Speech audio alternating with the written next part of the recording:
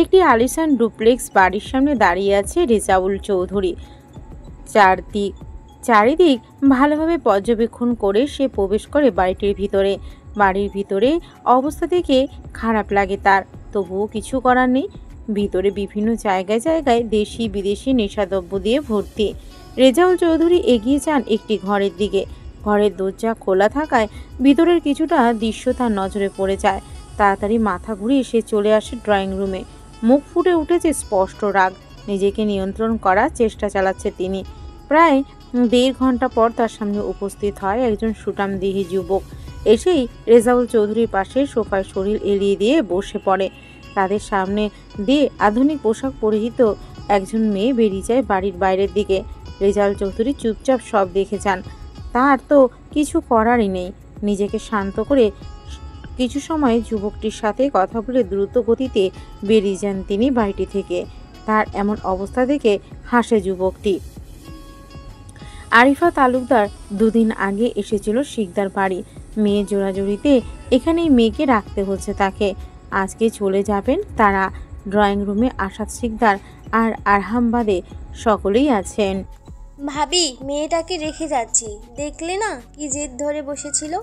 চিন্তা হচ্ছে একটা মাত্র মেয়ে, বাড়িটা ফাঁকা ফাঁকা লাগবে। চিন্তা করতে হবে না আরিফা, রায়মা এখানে ভালো থাকবে। বাড়িতে আমি আর বাবা শুধু থাকি। আসাদ আর আরহাম তো সারাদিন কাজে বাহিরে থাকে। রায়মা থাকলে আমারও একজন কথা বলার মানুষ থাকবে। তাছাড়া তোমার ছেলে আরিফ আর বৌমা তো আছেই।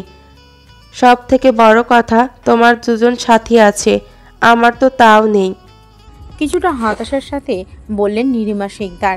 তার ছেলের থেকে 4 বছরের ছোট আরিফে 2টো বাচ্চা, অথচ তার ছেলে কিনা এখনো বিয়েই করেনি। আরিফা তালুকদার কিছুটা হেসে ওঠেন। আরও কিছু সময় কথা বলে তাদের সাথে রাইমাকে কিছু উপদেশ দেন আরিফা তালুকদার। অতঃপর রেজওয়ান তালুকদার আর তিনি বেরিয়ে পড়েন নিজেদের বাড়ির উদ্দেশ্যে। অনেকটা পথ যেতে হবে তাদের। ক্লাস না করেই চলে এসেছে শুভ্রারা। বান্ধবীদের বিদায় দিয়ে সে চলে এসেছে পার্টি অফিসের সামনে। হাত ঘড়িতে একবার সময় দেখে নেয় শুভ্রা। আর ঠিক 6 মিনিট পর তার কাঙ্ক্ষিত মানুষটি বের হবে ভিতর থেকে। সে ভালো করেই জানে, কারণ তার মন্ত্রীমশাই সময় সচেতন মানুষ। ফাইমের কাছ থেকে খবর পেয়েছে সে। মন্ত্রীমশাই আর ফাইম বের হবে কিছু সময়ের মধ্যে। মন্ত্রীমশাইয়ের গাড়ির সামনে দাঁড়িয়ে পড়ে শুভ্রা। গার্ডরা আটকাতে চাইলে ফাহিমের সাথে কথা বলিয়ে দিল। আরহাম বের হচ্ছে বাইরে। তার পিছনেই ফাহিম দোয়া দুরুদ পড়তে পড়তে আসছে। শুভ্রা যে এখানে আছে সে জানায়নি আরহামকে, তাই তো ভয়ে এমন করছে।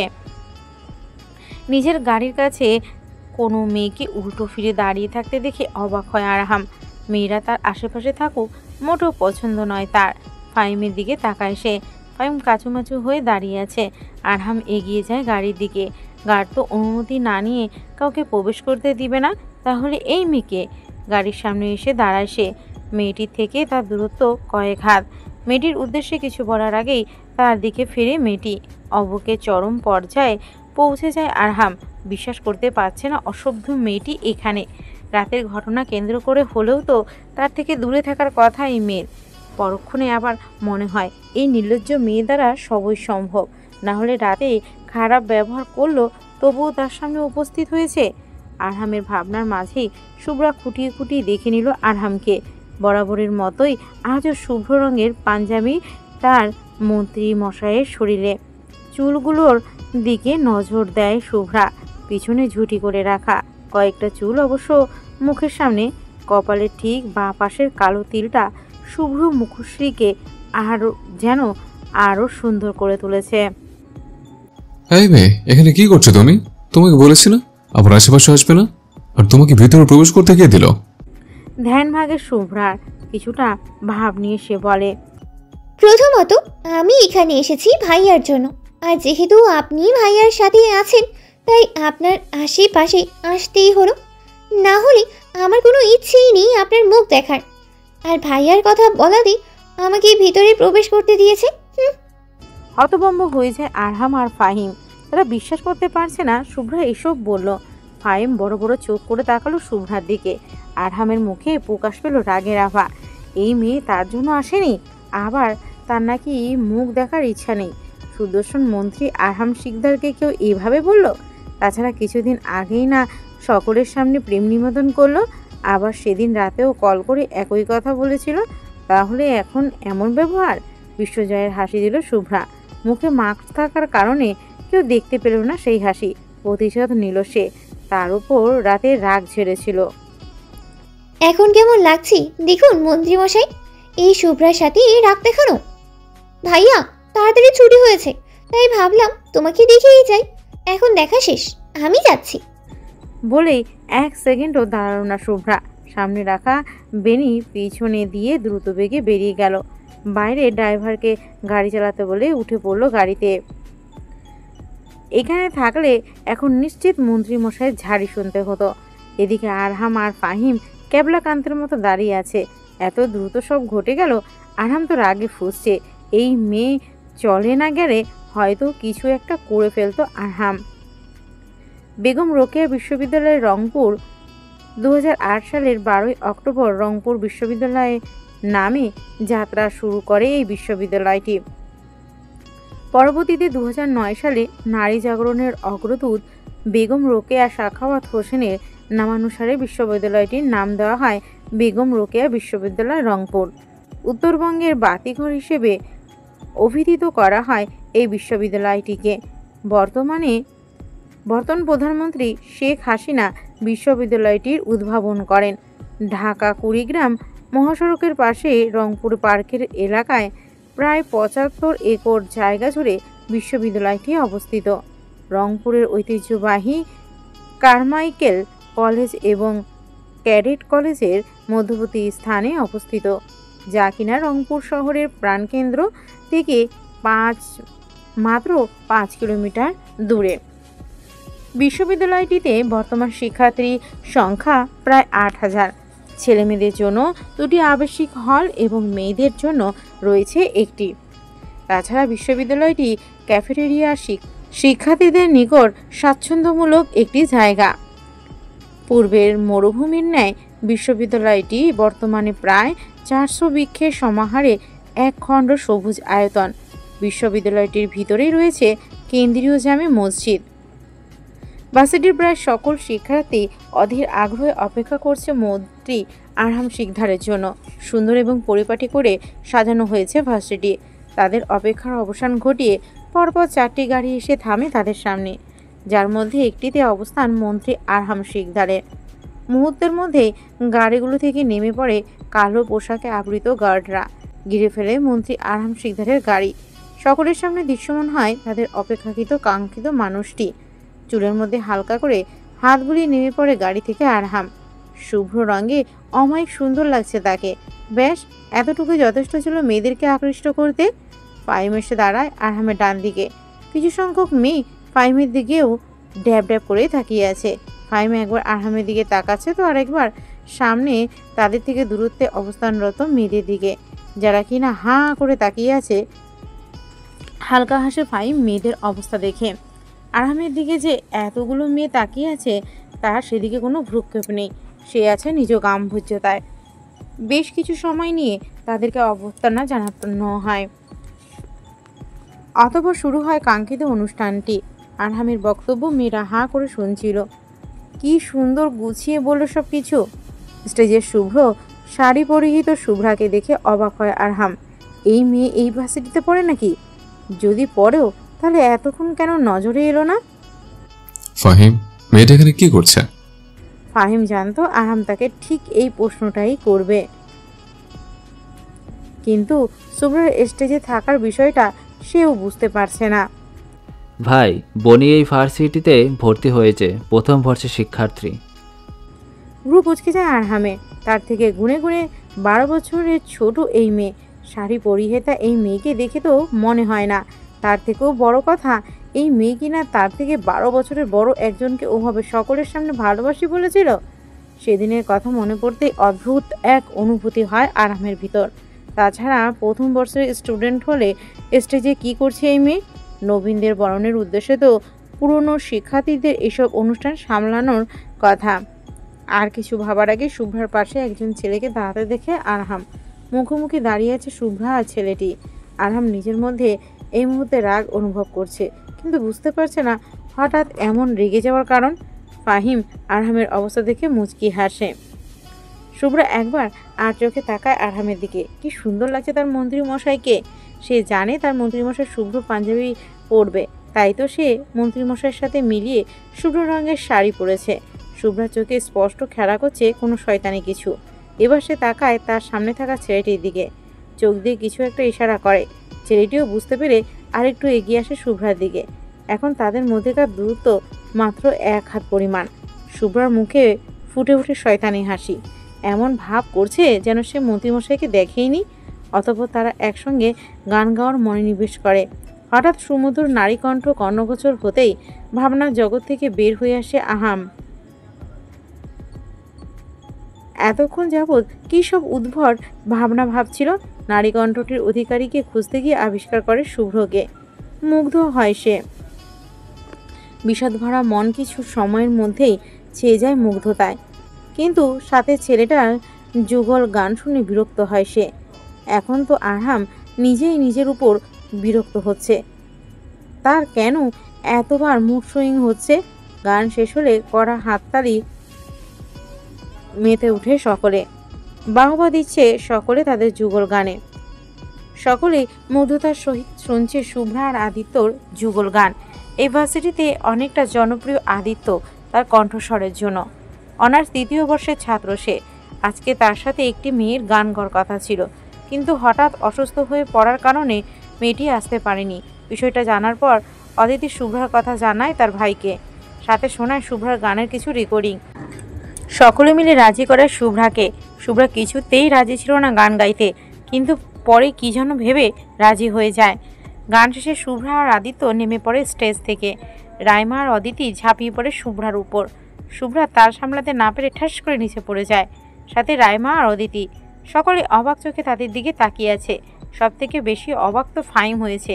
রাইমাকে সে মোটেও এখানে আশা করেনি। তার বিশ্বাস হচ্ছে না তার সামনে রাইমা। ছাগলের দল, ওঠ আমার উপর থেকে। হাল্লা গো, হালু ভর্তা করে ফেললো আমাকে। ওই ওঠ, তাড়াতাড়ি ওঠ। শুভ্রার কথা শুনে দুজনেই দাঁত কেলিয়ে উঠে পড়ে। আরে আমাকে তোল, কোমরটা মনে হয় ভেঙেই ফেলেছিস। উচ্চস্বরে হেসে ওঠে সকলে। শুভ্রা অগ্নিদৃষ্টি নিক্ষেপ করে সকলের দিকে। আর চোখে মন্ত্রীমশাইয়ের দিকে তাকায় একবার, যে কিনা তার দিকেই ভ্রু কুঁচকে তাকিয়ে আছে। ইস, কি লজ্জা, কি লজ্জা! এভাবে সকলের সামনে পড়ে গেল। তার মন্ত্রীমশাই এখন তাকে নিয়ে কি ভাববে। অদিতি টেনে তুলে তাকে।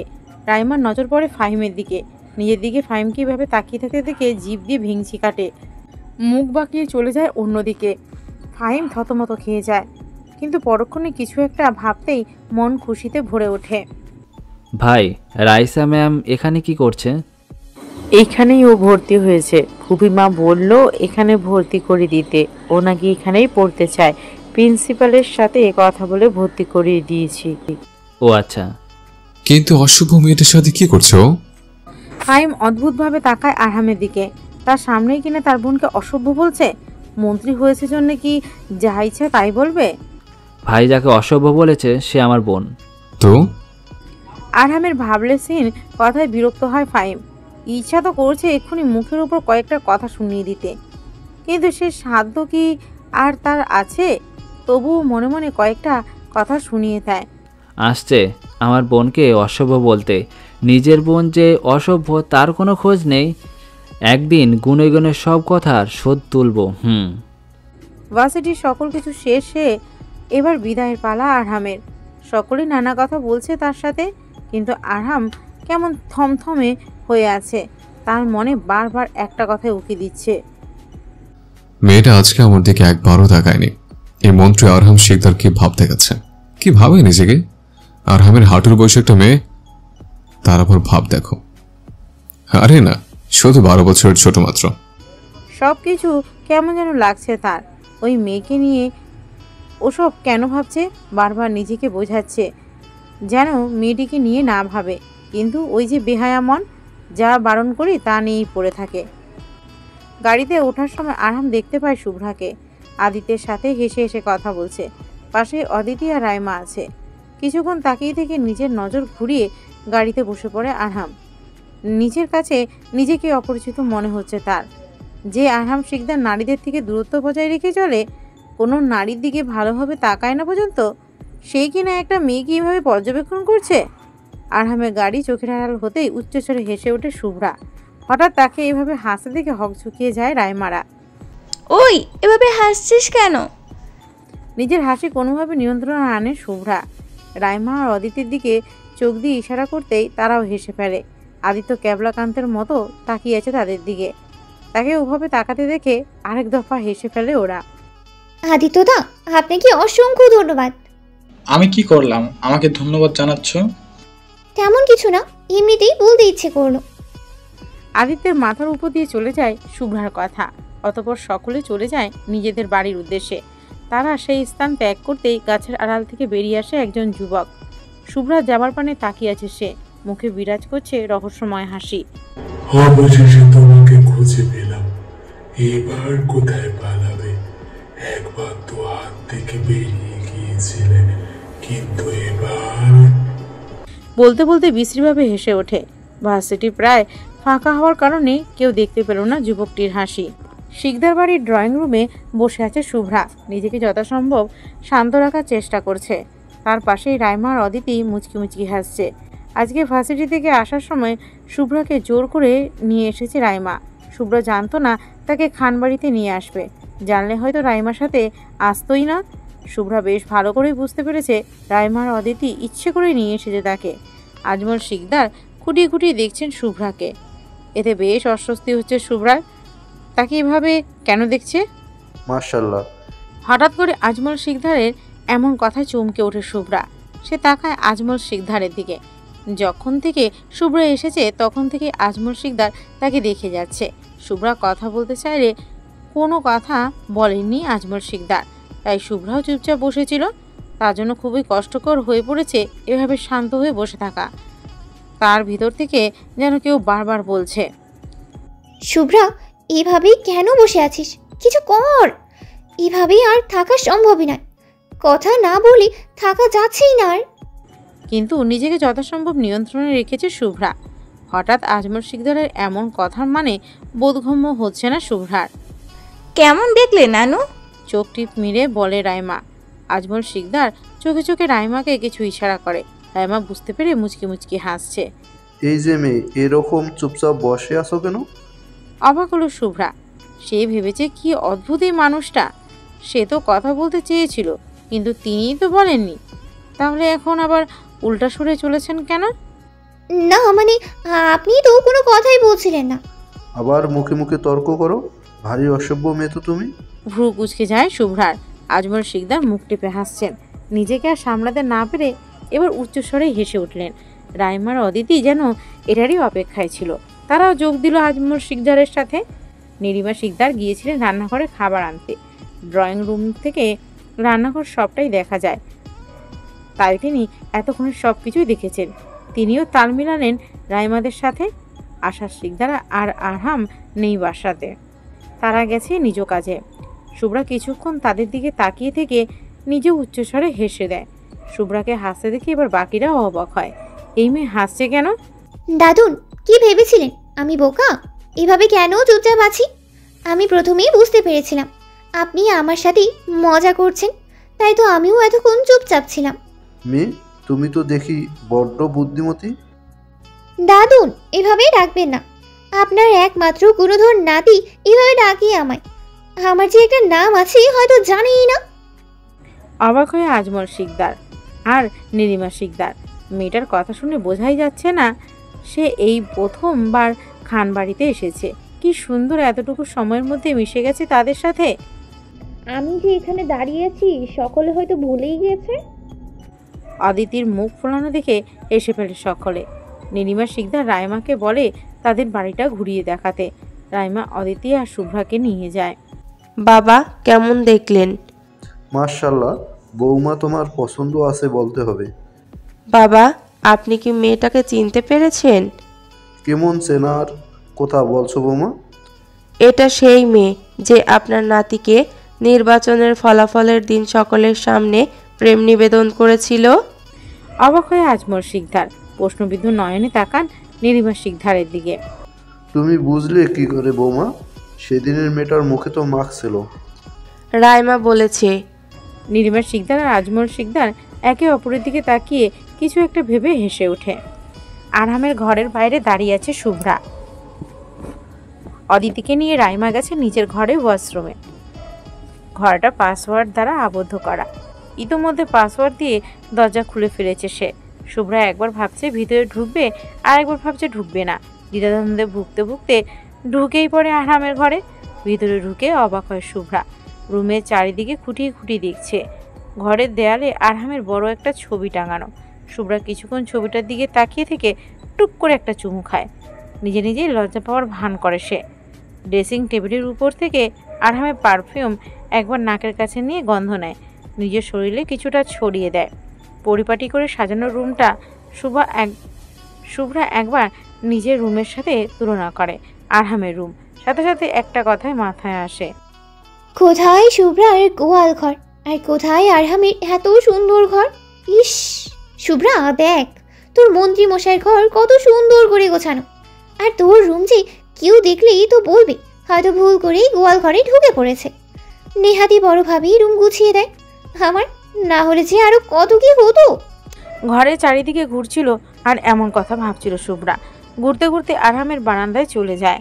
বিশাল বারান্দা, হরেক রকম ফুলের গাছে পরিপূর্ণ। অবাক হয় শুভ্রা, তার মন্ত্রীমশাইয়ের ফুলের শখ আছে। কই, সে তো জানতো না। বারান্দার একপাশে কয়েকটা কালো গোলাপের গাছ দেখে চমকে ওঠে শুভ্রা। কালো গোলাপ তার অনেক পছন্দের। তার নিজের বারান্দাতেও হরেক রকমের ফুলের গাছ আছে। কালো গোলাপ লাগিয়েছিল সে, কিন্তু মারা গেছে। তারপর আর লাগানো হয়নি।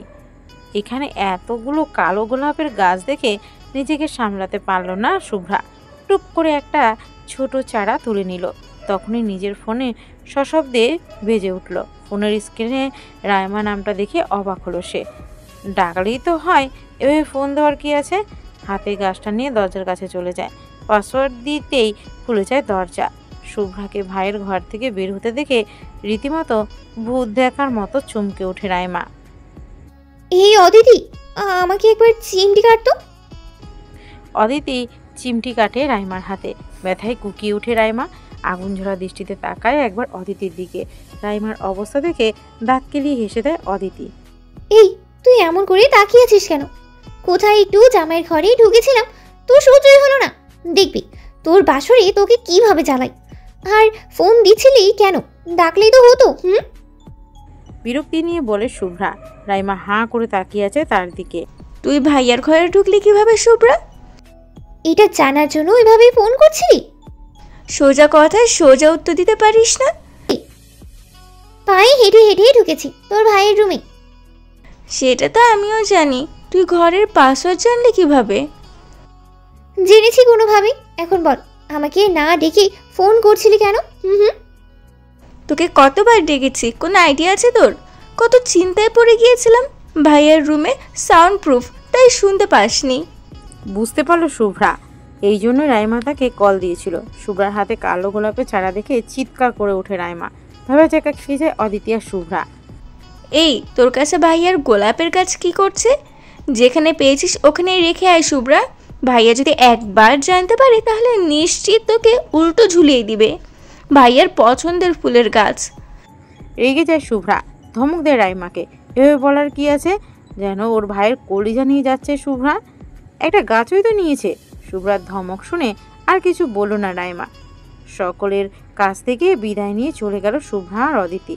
গাছটাকে সযত্নে লুকিয়ে নিয়ে এসেছে সে, কিন্তু এটা বুঝতে পারলো না তাকে কেন নিয়ে যাওয়া হয়েছিল শিকদার বাড়ি। মাঝরাতে নিজের ঘরে প্রবেশ করলো আরহাম। আজকে কিছু গুরুত্বপূর্ণ কাজ থাকায় দেরি হয়েছে আসতে। ঘরে প্রবেশ করতেই অন্যরকম লাগছে তার। বারবার মনে হচ্ছে ঘরে কেউ প্রবেশ করেছিল। পরক্ষণে আবার ভাবে তার ঘর তো পাসওয়ার্ড দেওয়া থাকে, সে ছাড়া কেউ জানে না এই ঘরের পাসওয়ার্ড। নিজের ভুল ধারণা ভেবে ও আশ্রমে ঢুকে পড়ে আরহাম। লম্বা সময় নিয়ে ফ্রেশ হয়ে বের হয় সে। ড্রেসিং টেবিলের সামনে গিয়ে দাঁড়াতেই কিছুটা অগোছালো পায় সে। পারফিউমটা কিছুটা নিজ জায়গা থেকে অন্য জায়গায় পায়। সন্দেহ হয় ওর, কিন্তু ক্লান্তি থাকায় এসবে পাত্তা দেয় না, চুপচাপ শুয়ে পড়ে। কিছু সময়ের মধ্যে ঘুমের রাজ্যে পাড়ি জমায়।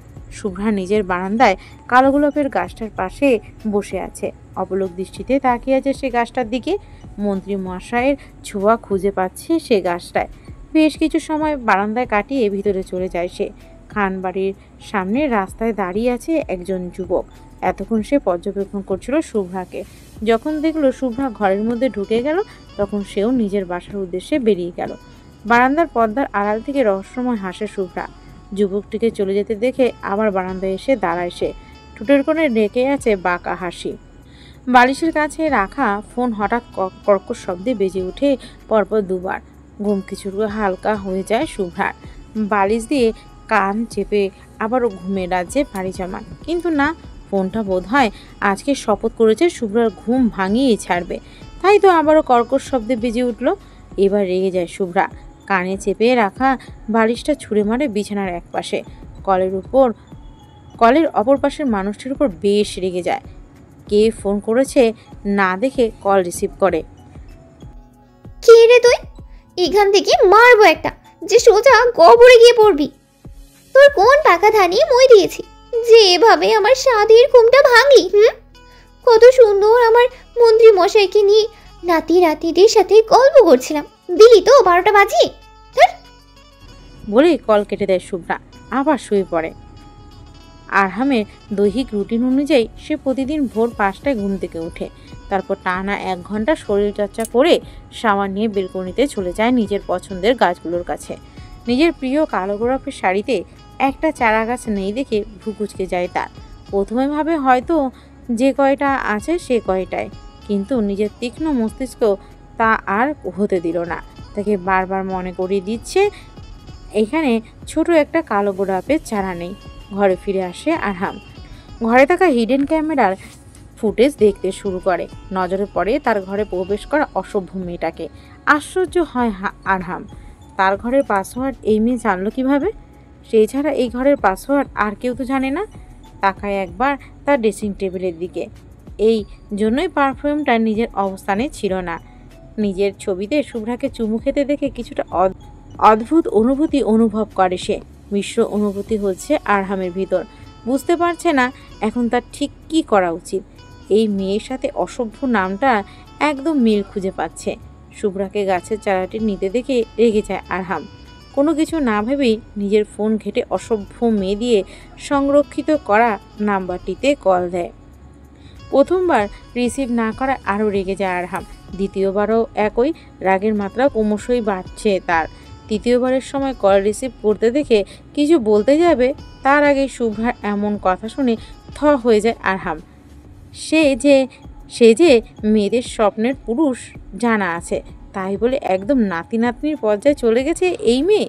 পরক্ষণেই শুভ্রার তুই তোকারি করা মনে পড়তে আবারও কল দেয়। আবার ঘুমে ব্যাঘাত ঘটায় অগ্নিবুদ্ধি ধারণ করে শুভ্রা। প্রস্তুতি নেয় এবার বেশ কিছু কথা শুনিয়ে দেবে তার আগেই। অসভ্য মেয়ে কথাটা কর্ণগোচরে হতেই লাফিয়ে ওঠে শুভ্রা।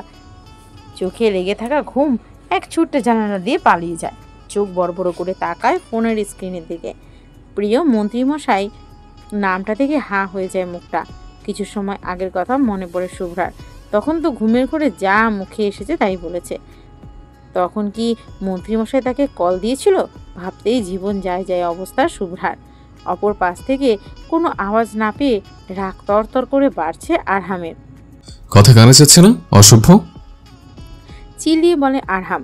শুভ্রার মনে হচ্ছে এক্ষুনি তার কান ফেটে যাবে। সে কি কানে শুনতে পায় না, নাকি যে এভাবে চিৎকার করে বলতে হবে? সব ভাবনা চিন্তা একপাশে রেখে দিয়ে কণ্ঠে কিছুটা রাগ প্রকাশ করার চেষ্টা করে। এই আপনি কাকে অসভ্য মেয়ে বলছেন? একদম কথা পারবে না। কোন সাহস আমার ঘরে ঢুকেছিলে? আমার ঘরের পাসওয়ার্ড কিভাবে জানলে তুমি? অবাক হয় শুভ্রা। মন্ত্রীমশাই জানলো কিভাবে? তখন তো মন্ত্রীমশাই বাড়িতে ছিল না। আর আসার সময় বারবার শিকদার বাড়িতে বলে এসেছে সে যে এসেছিল মন্ত্রীমশাই যেন না জানে। তবুও কি কেউ বলে দিয়েছে নাকি? আমি আপনার ঘরে কিভাবে যাব? আজব মানুষ তো আপনি। এক থাপ্পড়ে সব দাঁত ফেলে দেব। আমি কি তোমার ছোট বাচ্চা মনে হয়? তোমার সাহস হলে কিভাবে আমার গাছ নিয়ে যাওয়ার জন্য? তোমার বাড়িতে কি পারফিউম নেই যে আমার পারফিউম ব্যবহার করছো? আর আমার ছবিতে? থেমে যায় আরহাম।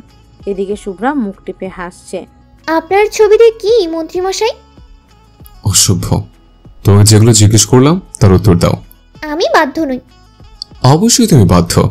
কারোর অনুমতি ছাড়া যে তার ঘরে ঢুকতে নেই এটা জানো না তুমি? ঢুকেছো তো ঢুকেছো, আবার চুরিও করেছো। অনুমতি নিতে হবে কেন? আমি আমার জামাইয়ের ঘরে ঢুকেছি, তাতে আবার অনুমতি নেওয়ার কি আছে? আর আপনি চোর কাকে বলছেন? আমার জামাইয়ের কাজ আমি নিয়েছি। চুপ, অসভ্য মেয়ে। তোমার আর আমার বয়সের পার্থক্য তুমি জানো?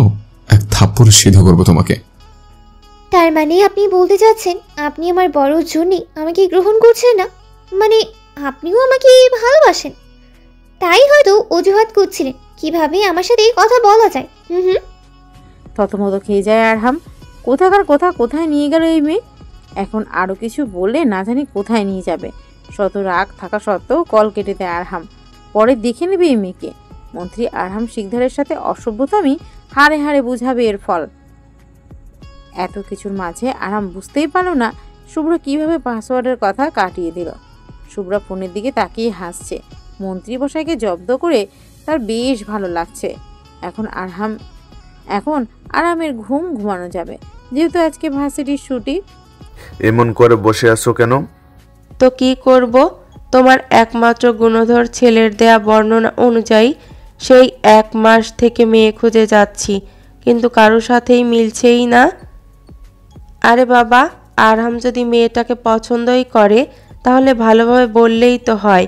এভাবে আমাকে ঘোরানোর কোনো মানে হয়? দীর্ঘশ্বাস ফেলল নীলিমা শিকদার আর আশা শিকদার। সকালের খাবার টেবিলে বসেছেন তারা। আমরা মনে হয় আর নাতি নাতনির মুখ দেখতে পারবো না, কাঁদো কাঁদো কণ্ঠে বললেন নীলিমা শিকদার। তার সাথে তাল মিলালেন আশা শিকদার। রাইমা মাথা নিচু করে আছে, কোনোভাবে নিজের হাসি নিয়ন্ত্রণ করার চেষ্টা চালাচ্ছে। আজমল শিকদারের অবস্থাও রাইমার মতো। নীলিমা শিকদার এবার কেঁদে উঠলেন, বিলাপ করতে শুরু করলেন।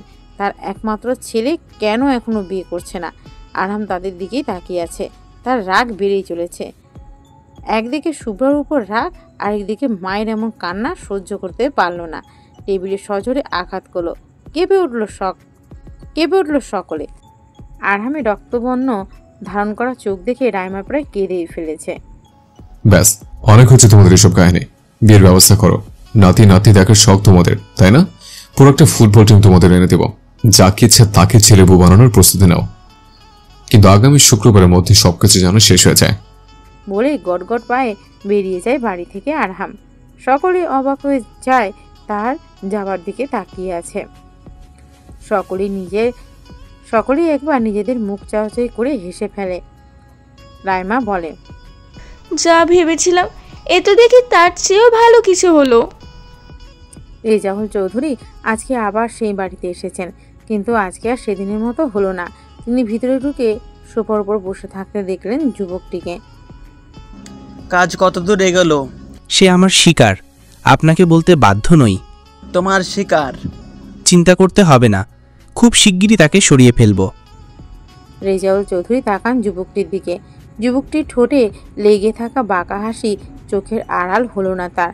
বুঝতে পারলেন না তিনি কিছুই।